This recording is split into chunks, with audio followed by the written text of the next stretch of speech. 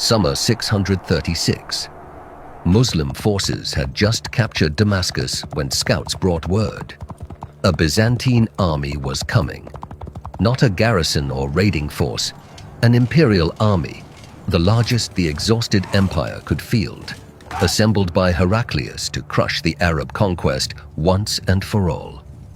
Khalid ibn Al-Walid gave the order that shocked his commanders. Evacuate Damascus. Withdraw south. They'd won. Why were they running? But Khalid had seen the numbers. He wasn't running. He was choosing where to fight. The withdrawal moved through June. Khalid pulled every Muslim force in Syria, scattered across Palestine, Jordan, Caesarea, south toward the Yarmouk River. His officers protested. Damascus abandoned without a siege. Territory surrendered. But Khalid kept moving, studying the ground as he went until he reached a plateau south of the river. Open ground, flat, unsuitable for cavalry, and surrounded on three sides by gorges. Here, this is where they'd make their stand. The Byzantine army arrived from the north in late July. Vahan commanded, an Armenian, veteran of the Persian War, Magister Militum per Orientem. He'd beaten opponents before. Heraclius directed the campaign from Antioch, where he'd spent the summer assembling this force. Greeks, Armenians, Slavs, Franks, Georgians, Christian Arabs from the Ghassanid Confederation. A coalition army, multi-ethnic, held together by Byzantine gold and the emperor's authority. Modern estimates range wildly. Some scholars suggest 40,000, others as many as 150,000. The Muslim sources claim overwhelming numbers. What's certain, they outnumbered Khalid substantially. Khalid's force, 30,000. No infantry regiments drawn from the original Medinan expedition and veterans redeployed from the Iraqi front. 4 cavalry regiments. Light cavalry, Arab horsemen suited to open ground. No heavy armor, speed and maneuverability over protection. The plateau looked like a trap for Khalid. West, Wadi-ur-Rukad, a ravine 200 meters deep. South, Wadi al-Yarmouk, even steeper. East, Wadi al-Allah.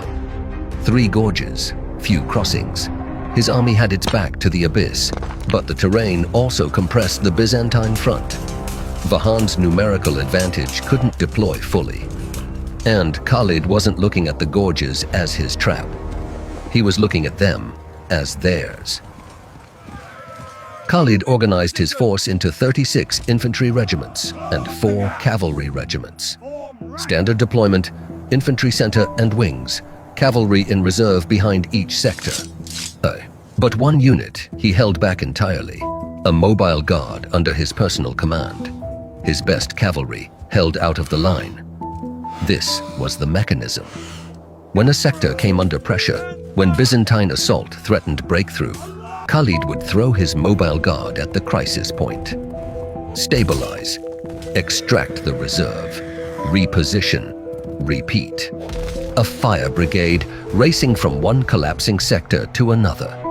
It was defensive economy of force. Khalid couldn't match Vahan's numbers across the entire front. He couldn't win by attacking, not yet.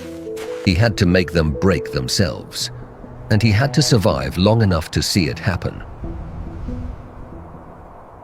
The battle opened on August 15th, 636. Day 1, ritual duels, traditional to the region. Muslim champions won. Then Vahan advanced a third of his force, probing for weaknesses. The infantry clashed, inconclusive, and both sides pulled back at sunset. Day 2, Vahan attacked at dawn, knowing the Muslims would be at morning prayers. Khalid had anticipated it. Scout patrols ahead of the main line gave warning. The assault came anyway. Byzantine infantry and cavalry hammered both Muslim flanks. The wings buckled. Men fell back. Arab sources claim women from the camp rushed forward with tent poles and drums, shaming retreating men back into formation. The mobile guard raced to the right flank. Khalid led the charge personally, The line held. Then he pulled his cavalry out, repositioned, and sent them to stabilize the left. Both flanks saved. Barely. Days 3 and 4. Vahan shifted focus. He'd found a weak point, the Muslim right wing. Repeated assaults, concentrated force, nearly broke through each time. And each time Khalid's mobile reserve arrived just in time. Byzantine cavalry would advance, smash into the Muslim infantry, drive them back toward the gorges. Then Khalid's horsemen would appear, hit the Byzantine flank, force them to withdraw. Then the reserve would pull back and wait for the next crisis. Day 4 became Day of Lost Eyes. Vahan deployed Byzantine horse archers, elite mounted units that devastated the Muslim line from range. Casualties mounted. Khalid began to worry. He was racing across the battlefield, plugging gaps, but the mobile reserve couldn't be everywhere. If Vahan broke through in multiple places simultaneously, there'd be no recovery. The Muslims were bleeding out. Any other commander would have lost by now. Vahan kept adjusting his tactics, analyzing Muslim deployments, trying different approaches. He was competent, he was methodical, and he was winning the attrition battle. But something was wrong on the Byzantine side. 5 days of fighting, supplies running low in a coalition army with no unified logistics. The multi-ethnic force, Armenians, Greeks, Arabs, Europeans, started squabbling. Command friction, morale cracking under the pressure of repeated attacks that gained ground but never achieved breakthrough. Day 5. Vahan sent word. He wanted a truce. Abu Ubaidah, nominal commander of Muslim forces, was ready to accept. They'd survived impossible odds. They could secure their territorial gains, preserve their army, call it a victory. But Khalid refused. Abu Ubaidah was shocked. Why reject terms when they were desperate? Khalid read what the others didn't see. The Byzantines asked first, but that meant they were more broken than they appeared. Their morale was gone. Vahan's army wasn't pressing for victory anymore. They were looking for a way out. Day 5 ended with little fighting. That night, in darkness, Khalid sent 500 cavalry north under a commander named Dirar. Their target, the bridge at Ain Dakar, the only major crossing over the western gorge. The main Byzantine escape route. Dirar's men rode through the night and seized it before dawn. Khalid wasn't planning to survive tomorrow. He was planning to annihilate. August 20th, 636, Day 6. Khalid assembled his commanders and revealed his plan. He was reorganizing the entire cavalry force, pulling every horseman from the reserves behind each wing, stripping the mobile guard, concentrating everything into one massive strike force. And the same tool he'd used defensively for 5 days was now an offensive weapon. Target: the Byzantine left-wing cavalry. If he could destroy their mounted forces entirely, the Byzantine infantry, which formed the bulk of their army, would be trapped without mobile support. The Muslim infantry advanced across the line, engaging and fixing the Byzantine infantry in place. Both centers locked together. Then Khalid led the massed cavalry, every horseman he had, around the Byzantine left. Vahan saw it too late. His cavalry couldn't reorganize in time, couldn't concentrate to meet the threat. The Muslim horsemen smashed into the Byzantine left, drove them into their own center. The Byzantine cavalry broke. They fled the field entirely. Now the Byzantine infantry stood alone, Muslim cavalry on their flanks, Muslim infantry to their front, and behind them, 3 gorges. The Byzantine line shattered. Retreat became rout.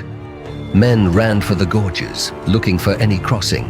Thousands pressed toward the ravines, trampling each other, falling 200 meters into the Wadi Urukad.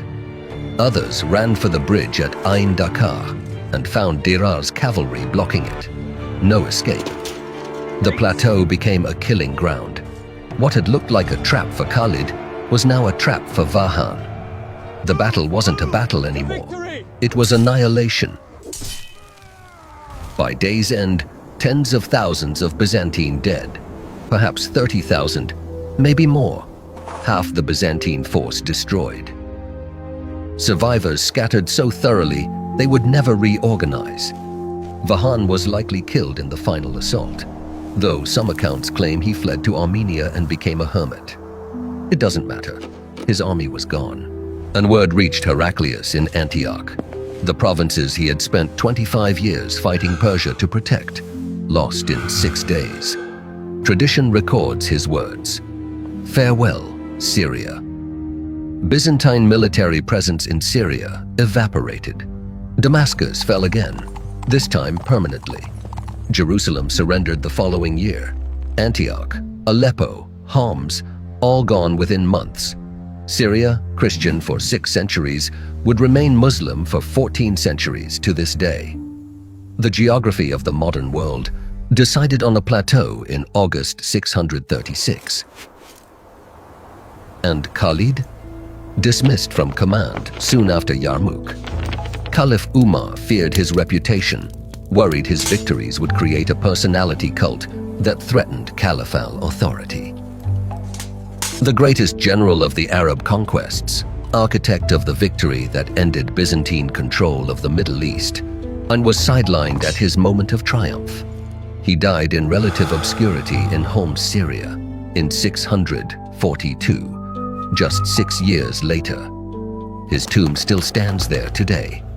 The Sword of God, as Muhammad had named him, the man who saw victory where everyone else saw only survival.